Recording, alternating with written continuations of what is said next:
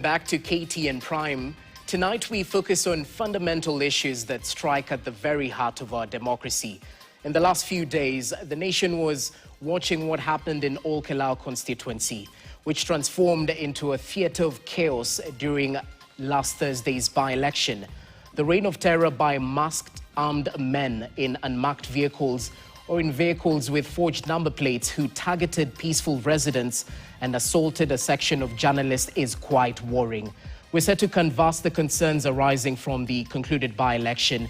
Are we looking at a state-sponsored violence scenario? Where does the solution lie? And politically, does the Ol-Kalou mini-poll mean the Mount Kenya region has moved on from a government it so enthusiastically voted for? What will be the political ripple effect 1 year to the polls? Additionally, will the LSK-championed boycott of court proceedings bring meaningful change in the administration of justice right here in the country? So much to canvass, and I'm joined by Advocate of the High Court of Kenya, Njeri Maina, who also happens to be the woman representative for Kirinyaga County for this quite timely discussion. Njeri Maina, it's great to have you with us. Karibu sana to our studios. Thank you for having me. I think the last time we conversed, you were busy in Ol-Kalou. We did a phone link and you broke down the instances of goonism and whatnot. Let's just start with the after effects of that Ol-Kalou win by the DCP party. Many are divided on whether you can carry the momentum forward or whether it's just a drop in the ocean, considering the number of by-elections we've had and the victories DCP party has been able to churn out. What's your direct reaction to what we witnessed in Ol-Kalou? I do think there are people who feel that they want to push the narrative that it's just a drop in the ocean for their own agenda, by the way. But if we were to look at the tally, you know, even what the numbers the government polled in the Mbeere North by-election, what United Opposition or Alternative government polled, what we did in Magarini versus what government did, what we did in Muradikir versus what government did, and what we tallied in Malava versus what government did. I mean, I've seen a tally of that, and I can assure you, and I can assure you that the votes, majority of them are with the one-term movement, and ultimately it is the final tally that will matter at the presidential ballot. It is not the number of members of parliament that UDA or any other party that is allied to the broad-based government will have at the end of the day. I do think that it is very critical, and it was very, very important that Ol-Kalou be a landslide win, not just any other mayor win. The government was saying that even if they were to do so badly, they were looking at 40%, they had 13%. It was a definitive win. It was a clear-cut communication that the people of Mount Kenya region no longer wanted anything to do with the government that, you know, they had enthusiastically voted for in 2022. So I think it emboldened the rest of Kenyans who are in the one-term movement that Kenyans can cast their votes, they can gut the ballot, they can ensure that IBC, which is reluctant to do the right thing, has actually done the right thing to the very end. Interesting, and we'll be getting to the nitty-gritties, talking about the politics and what will follow thereafter. Because Kazi Kwenyo, you have to replicate that win across the country. So the battle has just begun. Let's talk matters to do with political intolerance, because it's an open secret that armed men were present in Ol-Kalou constituency, hooded, wearing balaclava masks, and this was actually called out by the powers that be. Interior Cabinet Secretary Kipchumba Murkomen ordered a thorough investigation into those allegations of masked, hooded, and armed men causing havoc during the Ol-Kalou by-election. Let's just hear from the man himself on what exactly the investigating authorities will be doing going forth to clamp down on such instances. Listen in. Kulikuwa na watu walionekana huko Ol-Kalou, walikuwa wanaleta vurugu, walikuwa nani? Mimi nataka nitangaze kwa taifa ya kwamba DCI wa taifa la Kenya, Director of Criminal Investigations, tayari amefungua faili ya uchunguzi kujua kwamba ni watu hawa ni wagani, walifanya makosa gani na waliumiza watu gani na kwa nini walikuwa pale, ili wachukuliwe hatua ya sheria.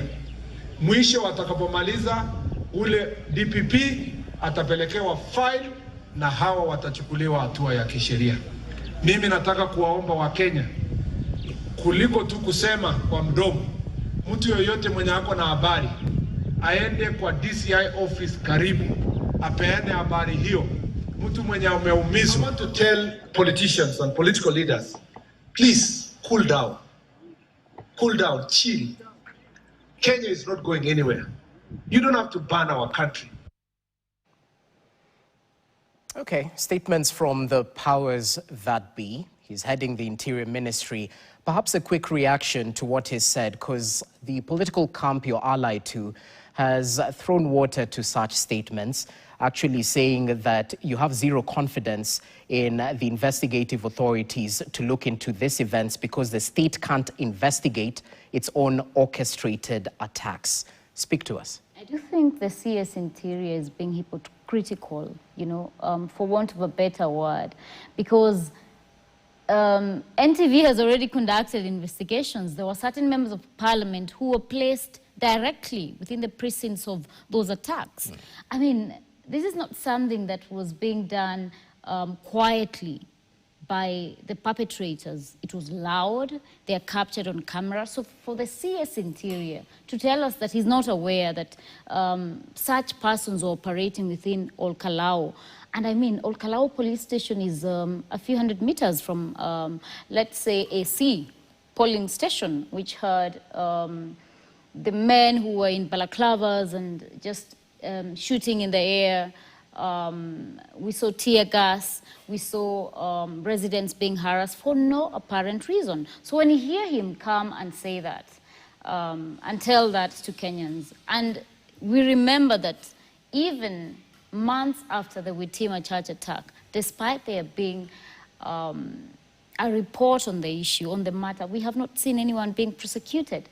And I do think that at this point, the government is preparing Kenya to an imminent failure in 2027. You look at the culture that we are cultivating of goonism. Let's say you have 50,000 persons who are going to be aspirants in the general election in 2027. Each of them has maybe 10 goons.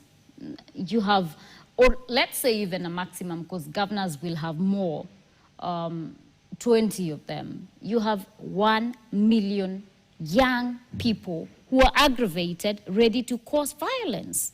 I mean, we only have, I think, roughly around 105,000 police officers. That means it's 1 to 550. It will be such a terrible scale, and that is how states like Somalia started. And it's unfortunate that people feel that they want to be selfish enough not to be responsible. The CS, it is a government that is responsible to ensure that Kenyans are safe. It is not the work of the Kenyan citizens.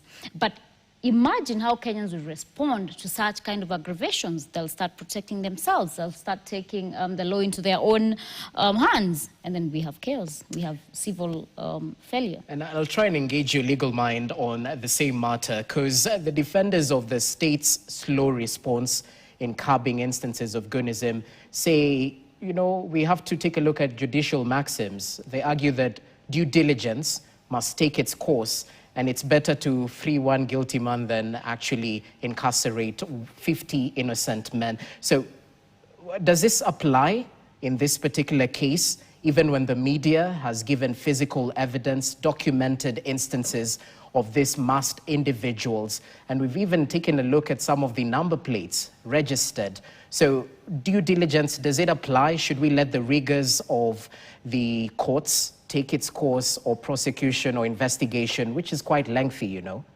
I mean, would you want to say that I think 5 months into the Witima church attack that the DCI have not concluded investigations?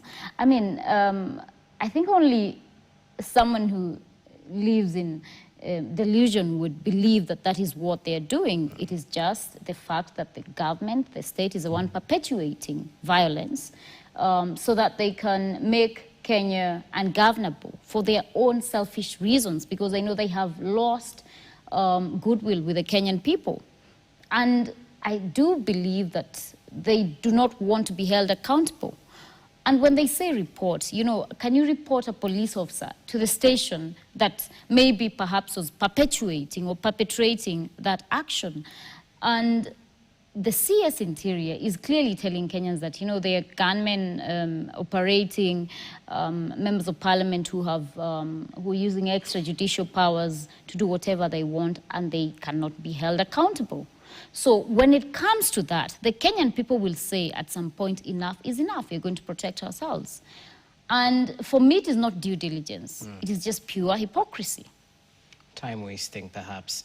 And they want the next cycle of news to come up. So action speaks louder than words at the end of the day. Certainly. Less rhetoric, more action, yeah. Certainly. Okay, but if political discourse is now dictated by fear, insecurity, political intolerance, shouldn't we fundamentally question the capacity of those individuals holding these offices? Because why hasn't, in certain case, the 13th Parliament, of which you're a member of, censured the powers that be due to this recurring issue? Have we seen the CES actually face the legislative arm of government and being held to account? Can the legislator do anything to save this country from sliding into anarchy? You know, the 13th Parliament, as is constituted, and now this broad-based government, you know, quote unquote, it's operating as an appendage of the executive. And the unfortunate fact is that Kenyans are on their own. I do not think or believe that members of parliament can call to order the CS, who is an appointee of the president, if they are an appendage of the executive. And we have seen this with the 2024 finance bill. We've seen this with the recent finance bill, that parliament, as is right now, is not able to, for any reason, act with any semblance of independence from the executive. So it is unfortunate, Jesse, but it is the fact that they cannot do anything about it. That you cannot do anything about it? Certainly. Oh, wow. So Kenyans are on their own? Yes, they are. It is unfortunate, it is a truth. Well, it's a harsh reality, but even as you look at the instances of your fellow politicians who said that since the state has failed to provide security, we'll have to secure ourselves. As a legal mind, are you not terrified of this trajectory? Because if we feed this goon monster, irrespective of either side of the political divide, history proves it'll eventually turn back and consume the very politicians who created it. So how do you react to such statements? I don't think that the statements come from a place of, you know, that we want to do this. It is from a place of we have to do this. Because think of it, if someone comes and attacks your home, the first day they take your chicken and your goats. The following day they come and defile your child. What do you think they'll do on the third day, right? Are you just going to be waiting happily to sing them a hymn and welcome them and read them the Bible? You know, you're going to defend yourself, and every human being has a right to self-defense. You know, in Texas they call it eminent domain. You know, you enter somebody's property or you go beyond exercising your rights. They actually are licensed firearm holders, and they can even take away a life to defend themselves. So the Constitution recognizes, the law recognizes that every Kenyan citizen has a freedom and right to security of self. And that means that if they are under attack, then they have the right to defend themselves. So these politicians, and I know that my leader, His Excellency Rigathi Gachagua, has uttered those statements, like I've said. It's not a point of we want to do this, you know, we are happy doing this. It is from a point of we really now need to do this. We need it because we do have to protect ourselves. I'm not going to watch as someone maybe who's allied to government, send goons into a meeting I'm in. I have been a casualty of a goon attack. I have been hospitalized over that. I'm not going to watch again for someone to just come and attack me and maim me for whatever reason, when I can also make sure that I defend myself. So that is why I told you in the first instance that if you have 50,000 politicians, each has a minimum of 20 goons. That means that you have 1 million young people mobilized to cause chaos, persons who are not in a formal employment system, where do you think they will be absorbed into when the political landscape settles down after the elections? Of course, they'll be. Or they may be perhaps causing violence. So do you have faith in this criminal justice system? At the end of the day, the wheels of justice are grinding, but they seem to be grinding slowly. We have instances where culprits have actually been apprehended. Some have been released on frivolous terms, but we haven't seen the financiers actually being prosecuted. So what does that speak to the criminal justice system? I think we haven't even seen, you know, the faces behind the vehicles, high-end vehicles, the politicians who've been named. I mean, it's been very casual. Summon them to the police station, and then, you know, work your way around it just for the public relations bit of it, and then leave it to go. I do think that the judiciary is not, we can't say that it's perfect, but it's trying, it's doing its bit. But you remember the criminal justice system is different from before the 2010 Constitution. We do have now the DPP's office, we have the DCI, we have the NPS. So there's the body that investigates, then there's the body that recommends charges, and now the judiciary that is now charged with ensuring that the process is done to a conclusion or maybe to sentencing. So I do think that that is where the missing puzzle is. That you're seeing such a huge disconnect between what is brought before court and what is being investigated. Some investigations like the Witima Church attack, which the CS has spoken extensively and exhaustively about. We've all been tired to hear it. The culprits have never been arrested. They've never been arraigned in a court of law. So I do think the government is deliberately delaying these prosecutions because obviously they are the ones propagating violence. Well, justice delayed is justice denied. We need to pay the bills. Let's take a short commercial break. We'll be back with Njeri Maina, an advocate and the Kirinyaga woman rep, as we pick her mind on other issues that are playing out. We'll get into politics and what this Ol-Kalou constituency by-election win for DCP means and whether they can build on that momentum to carry the day come the 2027 general election. Do stay with us. You're watching KTN Prime.